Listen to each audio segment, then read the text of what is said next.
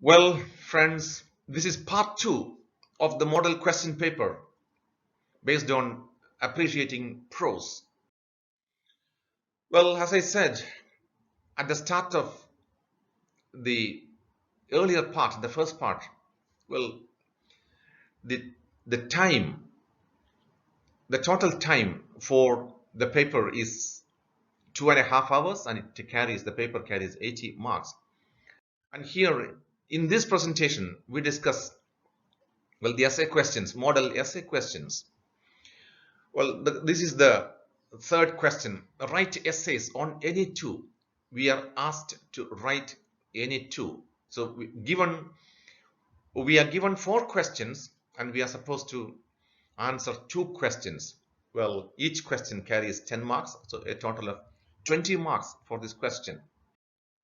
And here is the first model question. Well, it's about Chesterton.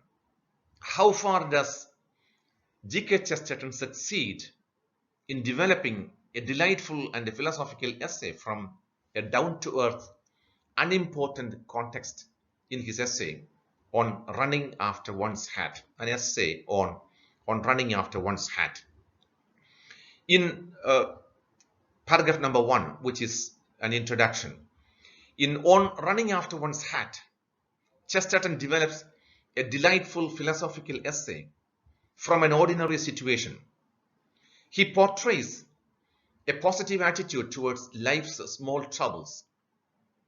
He offers a look on the bright side argument. Look on the bright side argument. Offering such an argument, he says that inconveniences of life taken in the right spirit can turn into exciting adventures. Paragraph number 2. Chesterton feels envious on hearing that London and Battersea are flooded in his absence. The ordinary boatmen, they must have enjoyed the experience of the rippling silver water. Such romantic views of flood or fire are as sensible as the natural responses of ordinary people to the contrary. Most of the inconveniences of daily life are sentimental or imaginative. For example, the inconvenience of having to wait for a train inside a railway station is meaningless. A small boy in such a situation would make the railway station a palace of poetical pleasures. It all depends upon the emotional point of view. Paragraph number 3. Chesterton disagrees with the view that running after one's hat is unpleasant. If it is humiliating, then it is comic. Then man is a comic creature. Eating and making love are equally comic. Running after a wife is more comic than running after a hat. A man could run after his hat with the greatest passion, like pursuing a wild animal. Chesterton believes that soon hat hunting will become a sport of the upper classes, but then it should be combined with the humanitarianism. The hunters would feel that they were giving genuine pleasure to the viewers. Paragraph number 4. People get annoyed while facing little inconveniences such as taking a fly out of a glass of milk. People can make inconvenience into an opportunity for exciting amusement. They should imagine that they are doing something positive. The sense of wrong is subjective and relative. Patience and imagination can solve such problems. In this way, the floods in London may be accepted and enjoyed poetically. An adventure, he says, is only an inconvenience rightly considered. An inconvenience is only an adventure wrongly considered. Now, this is the last paragraph. On running after one's hat, Chesterton puts a trivial, an insignificant, unimportant, a silly subject in a philosophical framework. He advocates a right approach towards little inconveniences of life. Taken in the right spirit, a boring railway station can turn into a cavern of wonder. Well, here is the second question. It's from Bacon. Briefly discuss the different aspects of Bacon's style with respect to of studies. Francis Bacon is considered as the father of modern English prose. His essays are a class by themselves. Of Studies is an excellent example of his prose style. Some of the features of his style are the following. Number one, pithy sentences, short, brief sentences. Clarity, rhythm and coherence. Aphorisms, figures of speech, parallel structures, Latin expressions, worldly wisdom, and absence of parenthesis, absence of explanation within brackets, that is parenthesis. So this is the introduction. Paragraph number 2. Bacon's essays have an excellent start with a pithy aphoristic statement. Of Studies begins with such a statement. This is the first sentence, opening sentence. Studies serve for delight, for ornament, and for ability. Well, the opening sentence, it arrests the attention of the readers. The opening sentence also strikes the keynote of the topic. In this way, Bacon keeps the thematic discussion focused. Paragraph number 3. Bacon's sentences require no explanation. Hence, for the same reason, there is no parenthesis. There is no explanation within brackets. They are also very clear and lucid. So there is no ambiguity. There is no question of needing to further explanation. Bacon uses simple and common words with examples from everyday life and experience. Bacon's prose is enriched with brilliant figures of speech drawn from familiar objects. For example, the similes, the comparisons, the famous comparison in Of Studies. He says, natural abilities are like natural plants that need pruning by study. And here's second example. Distilled books are like common distilled waters, flashy things. Bacon was a scholar. His wide learning is reflected in the Latin quotations that he uses freely in his essays. For example, the Latin quotation number 1, Abiunt studia in mors. Number 2, simini sectors. His essays are also enriched with practical ideas, logical themes, and worldly wisdom.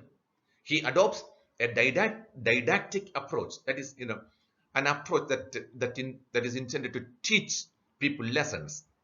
And so his essays on studies thoroughly informs, teaches the readers about the benefits of studies. The style is the man. This is the last concluding paragraph. The style is the man. It is Bacon's style that makes his prose one of the best in the world. The master strokes that Bacon makes with his style, such as terse and aphoristic sentences, clarity and rhythm, figures of speech, and Latin expressions, make his essays unique. And here's the third essay. Summarize the ideas contained in Achebe's speech, The Education of a British Protected Child. In introduction, Chinua Achebe, the father of African literature, is known widely for his famous novel, Things Fall Apart. The essay, The Education of a British Protected Child, is a lecture delivered at Cambridge University on the 22nd of January 1973. The broad theme of the lecture was human values. Paragraph number 2. Achebe talks about the conversion of his people into Christianity in his novel, Things Fall Apart. Christianity did not sweep through Igbo land like wildfire. It was not very fast. It was a very, very slow affair. That is, 1 mile every 5 years. So there was no whirlwind. It was not, Christianity did not spread through Igbo land quickly like a whirlwind. When Achebe started going to primary school, missionary teachers like Miss Warner, they were no longer around. Education at that level was completely in the hands of native teachers. But the legacy of the unspared rod remained, that the students were still punished with the rod. There was a small amendment, a small change. Students were beaten, walloped, not for laughing when a mistake was made, but for making the mistake, for making it. The Second World War began just as Achebe was finishing his second standard. The rest of his primary education happened against its distant background. They were very loyal to the students, the people.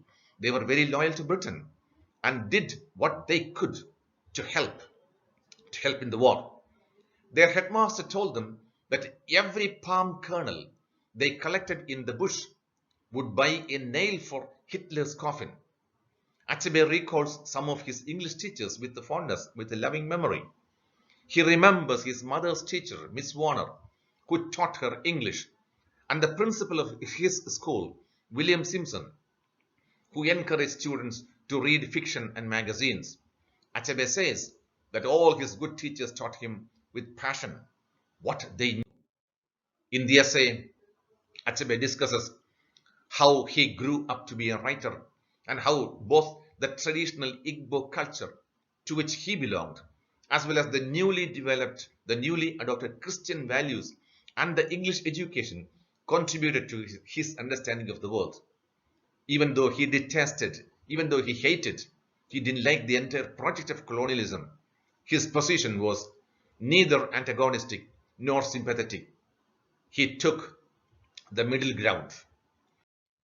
And here is the last essay question on Come September by Arundhati Roy. Critically assess Come September as a serious deliberation on various socio-cultural and political issues of contemporary times. Paragraph number 1, Introduction. Come September is a lecture Arundhati Roy delivered on the 18th of September 2002 at the Lannan Foundation in Santa Fe, New Mexico, the United States of America. It is a scathing attack on corporate globalization, US foreign policy, and the so-called war against terror. Arundhati Roy is attempting to expose the real terrorist waging an unequal war against its opponents under the cover of preemptive strike against terrorism. Paragraph number 2. Nations engage in deliberate distortion of the idea of nationalism for their own ends, for their own aims. Roy says that flags are bits of colored cloth that the governments use first to shrink wrap people's brains or to shroud, to cover the dead. When civil unrest is expressed through marches, protests and demonstrations, well, protesters are labeled, they are named as terrorists. Unfortunately, it leads to more crime and chaos. Finally, it becomes a fertile breeding ground for terrible things such as cultural nationalism, religious fundamentalism, bigotry, fascism, and terrorism. Roy says that nearly 3,000 civilians lost their lives in the lethal terrorist strike on September the 11th.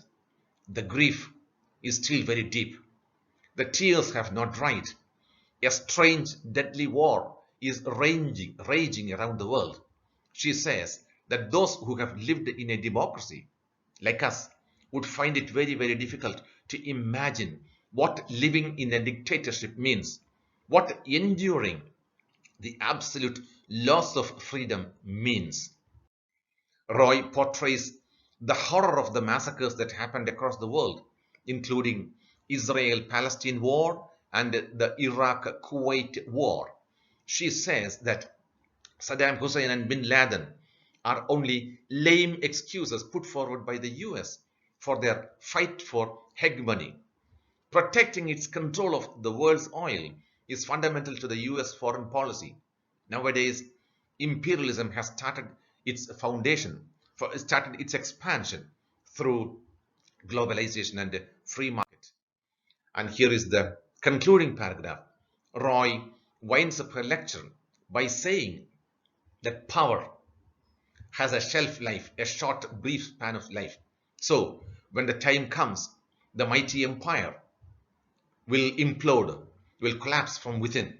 The American-style market capitalism is like the Soviet-style communism. Both are edifices, structures constructed by human intelligence and done by human nature. Well, this is the end of our model question discussion of the model question paper based on appreciating prose. Best wishes. Thank you very much.